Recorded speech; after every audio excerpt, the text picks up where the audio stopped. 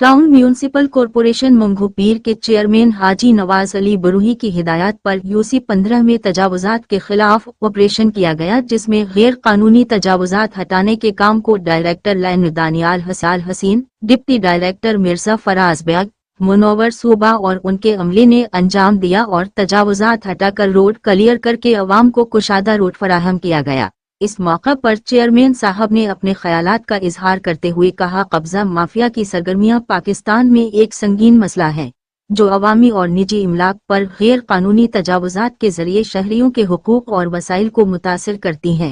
हुकूमत सिंध ने इस मसले के तदारुक के लिए मुख्तलिफ इक़दामात किए हैं, जिनमें तजावुजात के खिलाफ ऑपरेशनस, कवानीन का नफाज और अवामी आगाही मुहिमात शामिल हैं। ताज़ा तरीन वीडियोस के लिए चैनल को सब्सक्राइब करके बेल आइकन और ऑल नोटिफिकेशन पर क्लिक करें ताकि आपको मिले हर अपडेट सबसे पहले।